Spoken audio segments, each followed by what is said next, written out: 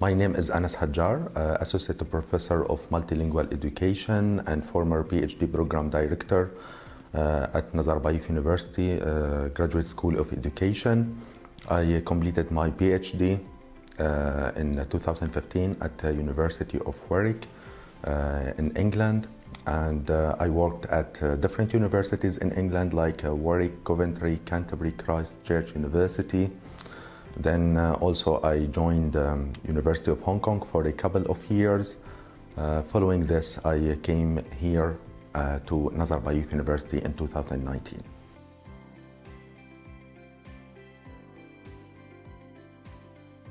Actually, I joined Nazarbayev University because of its own reputation as a leading institution in Central Asia with a clear commitment to innovation in teaching and research. And for me as well, I feel I was lucky because I met and I taught some Kazakh students while I was working in England. And I knew more about the Kazakh culture and the diversity before I joined the university. In addition to that, I consulted some prominent scholars.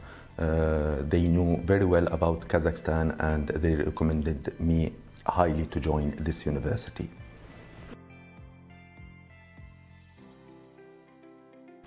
My research areas are diverse, but I mainly focus on three main areas. The main one is shadow education or private supplementary tutoring and its impact on the dynamics of schooling as well as the society. And in addition to that, also I am researching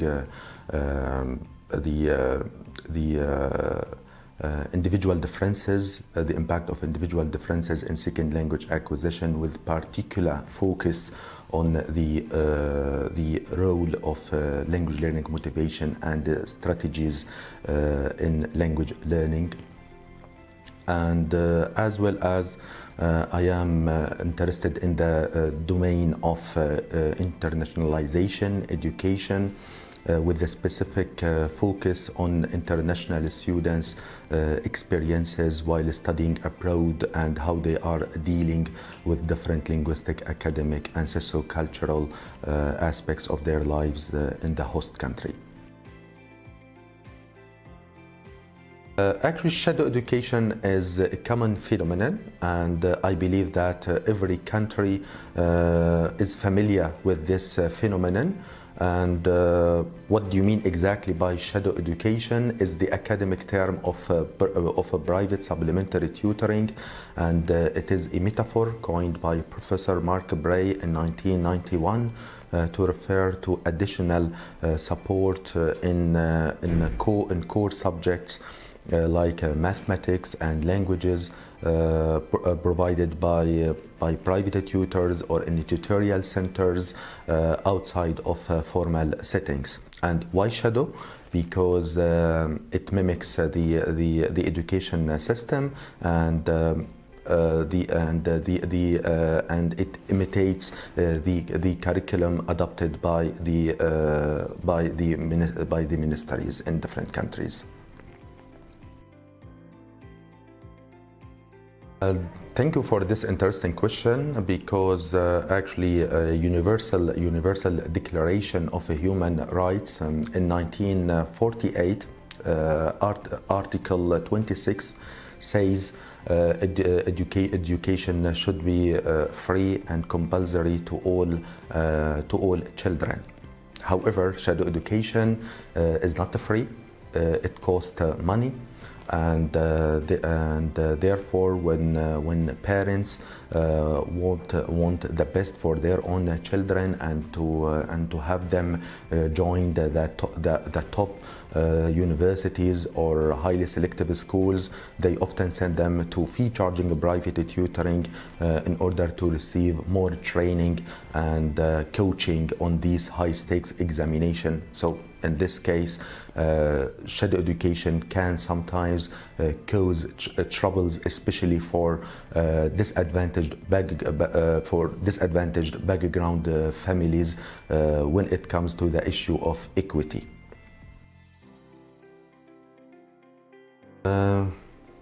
This is a quite interesting question, thank you. And in Kazakhstan, I found that the phenomenon of shadow education intensifies when the students approach high stakes examinations, in particular in grade 6 and grade 11. So I conducted several studies in particular in Astana and Almaty, and I found that the percentage of the students who go to private tutoring can reach to 80%. And the students mainly attend the private tutoring in order to excel in these high stakes examinations and in order to win a place at one of the highly selective schools and university. But interesting finding in my research, I found that shadow education can have as well soft and intangible benefits to students. What I mean by this, in which shadow education can boost students' self-esteem and social skills and interest in learning. On the other hand, shadow education can also have negative impacts on students, teachers, and parents. How? Because students, when they go to school all day and then in the evening and during the weekend at the tutorial centers or to go to private tutors, they didn't have time in order to exercise their own hobbies and not enough time to sleep. So therefore it can cause some psychological effects on students as well. Why? Because they might have some pressure from their own parents because they want to get high scores in these high stakes examinations and to meet the family expectations. And for parents, because as you know that all parents want the best for their own children, and accordingly some parents might not be able to afford high quality private tutoring. Accordingly, they have two choices: either they need to get money from somewhere, or to be left behind. And as well as for the society, and it can have some effects. Why? Because a private tutoring, especially when it is not regulated, it can increase social and educational inequalities. In fact, shadow education can have many interesting and important implications for policymakers, because it can give them a clear idea about the nature and effectiveness of private tutoring, and it can encourage them to put more effort in order to enhance the quality of education in mainstream schooling, and as well as it would be important to take effective procedures in order to lessen the percentage of students who are going to private tutoring, and to enhance the trust with parents about the disadvantages it can be about private tutoring, especially when it is not delivered by qualified tutors.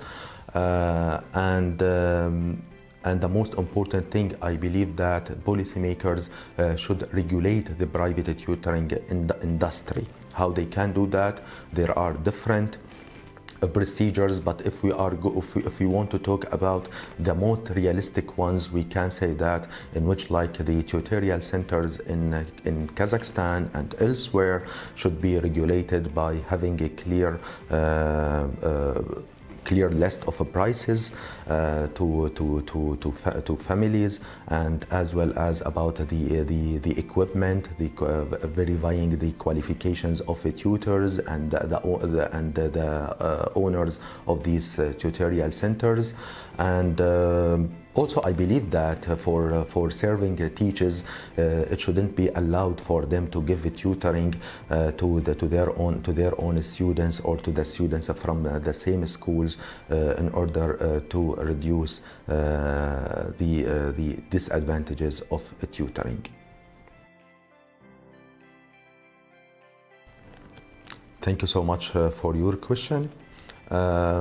Because both Dr. Manan and I are multilingual, and we came from Asian countries, and also based on our research, we found that most studies about in the field of language learning motivation focused or centered on learning English as the target language, while paying less attention to other languages. But here in Kazakhstan and in many other societies, there are many people are multilingual, and this is what as well we discovered while we are working here with our students. We found that many students are multilingual, and they speak 4 or 5 languages. So therefore, we found that it would be very interesting not only to focus, let us say, on English as the target language, but also about other languages. What motivated the students and individuals, not only here in Kazakhstan, but in other Asian countries like in China, in Japan, in Malaysia, in Pakistan, in Syria, in Vietnam, what motivated them to learn languages other than English, and what about as well the strategies they adopt in order to deal with the different challenges they face while learning these languages. And how long does it take for us to edit this book? Actually, it took almost 2 years. So after we drafted the research proposal, we sent it to the publisher, and the publisher asked us in which they want to have a clearer idea about the chapters. So therefore, based on our social networks, we approached the prominent scholars in the field of language learning motivation, and for those who are interested about multilingualism, and we got positive response from 12 contributors, and following this, we send it to the publisher again, and the publisher sent our proposal to I think 3 external reviewers. We received some comments, we addressed them, and following this, the contributors, they sent us their own drafts. We sent them again. We had a look. We give them feedback in addition to some external reviewers, and at the end, we have this book, and it can be considered as the first book, not only, by the way, in Asia, but in the field of language learning motivation that focus on languages other than English.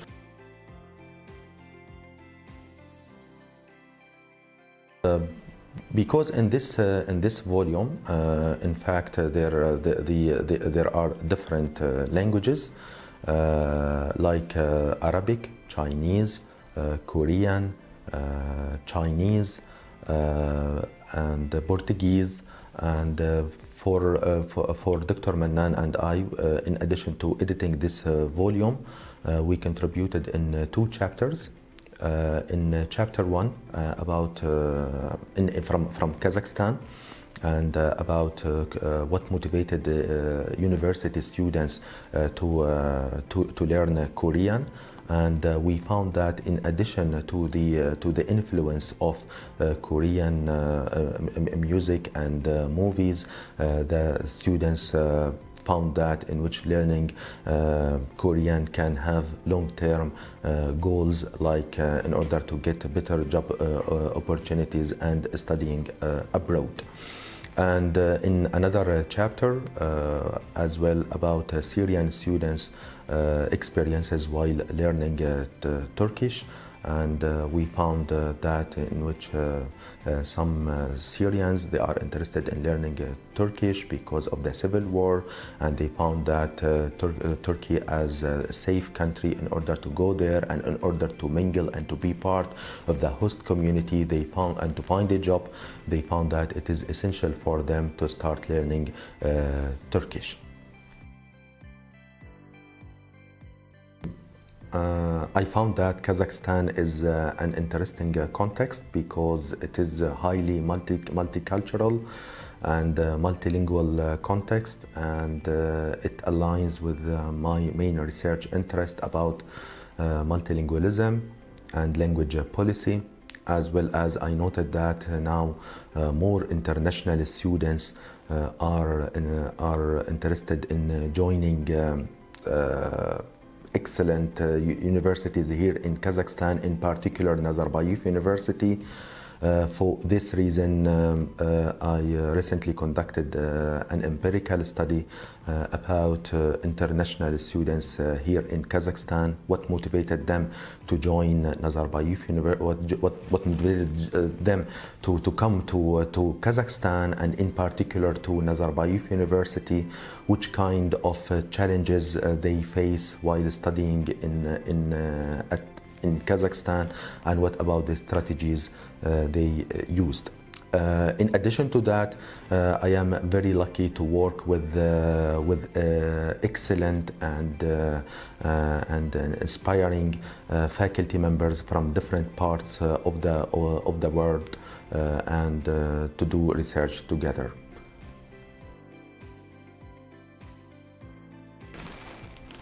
My last study about international students in Kazakhstan, it captured mainly the voices of African students here in Kazakhstan, and I found that these students were actually we're very happy about the quality of education in Kazakhstan, and the environment, and how people here are welcoming without any racism. But regarding the challenges, of course, they like any other international students, they face some challenges, in particular in using the local languages, Kazakh and Russian, because it takes time in order to learn new languages.